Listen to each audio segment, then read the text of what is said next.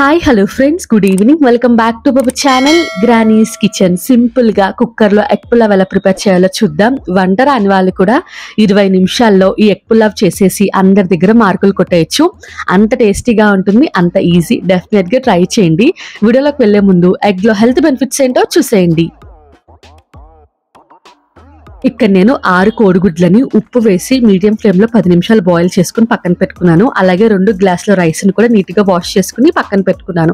ఇప్పుడు కుక్కర్ గిన్నెని తీసుకుని 2 table spoons oil, 2 table spoons ghee add చేసుకోవాలి. ఆయిల్ గీ బాగా హీట్ అయిన తర్వాత మీ దగ్గర ఏవైతే బిర్యానీ దినుసులు ఉన్నాయో అవన్నీ యాడ్ చేసి బిర్యానీ దినుసులు బాగా ఫ్రై అయిపోయిన తర్వాత ఒక మీడియం సైజ్ ఉల్లిపాయ, 2 పచ్చిమిరపకాయలు సన్నగా కట్ చేసుకుని యాడ్ చేసుకుని ఉల్లిపాయ పచ్చివాసన పోయి గోల్డెన్ బ్రౌన్ కలర్ వచ్చేంత వరకు ఫ్రై చేసుకోవాలి.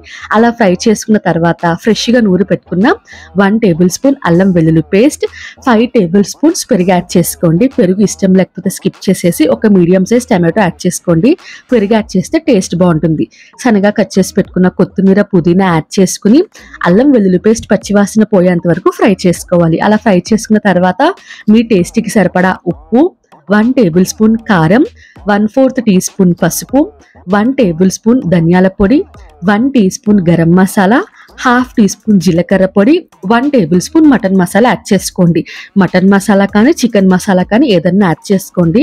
స్కిప్ చేయకుండా ఫ్లేవర్ చాలా బాగుంటుంది. అలాగే ఉడకపెట్టుకున్న 6 కోడిగుడ్లని ఘాట్లు పెట్టుకుని యాడ్ చేసుకుని మంటను మీడియం ఫ్లేమ్లో పెట్టి గుడ్లకి మసాలా బాగా పట్టే విధంగా మిక్స్ చేసుకోండి. మిక్స్ చేసుకున్న తర్వాత మనం ఏ గ్లాస్తో అయితే రైస్ తీసుకున్నామో అదే గ్లాస్ తోటి 2 గ్లాసుల రైస్కి 4 గ్లాసుల వాటర్ యాడ్ చేసుకోవాలి. అదే బాస్మతి రైస్ అనుకోండి, 1 గ్లాస్ రైస్కి 1.5 గ్లాస్ వాటర్ యాడ్ చేసుకోవాలి.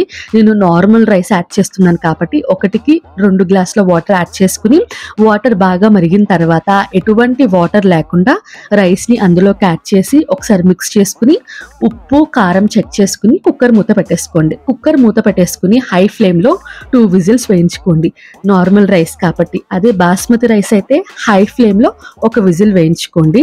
నార్మల్ రైస్ అయితే 2 విజిల్స్ వేయించుకోండి. ఆవిరంతా పోయిన తర్వాత మూత తీసుకుని చూస్తే పర్ఫెక్ట్ ఎగ్ పులావ్ రెడీ అయిపోతుంది.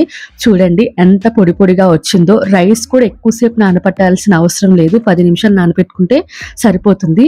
చిన్నగా కట్ చేసి పెట్టుకున్న కొత్తిమీరని యాడ్ చేసుకుని పులావ్ని బాగా మిక్స్ చేసుకుని ఇంకా వేడివేడిగా ప్లేట్లోకి ఆనియన్ అలాగే రైతాతో సర్వ్ చేసుకోండి. చాలా టేస్టీగా ఉంటుంది. డెఫినెట్గా ట్రై చేయండి. రిలేటివ్స్ వచ్చినప్పుడు ఈ రెసిపీ చేసి పెట్టండి. డెఫినెట్గా మార్క్స్ కొట్టేస్తారు. రెసిపీ షేర్ చేయమని అడుగుతారు.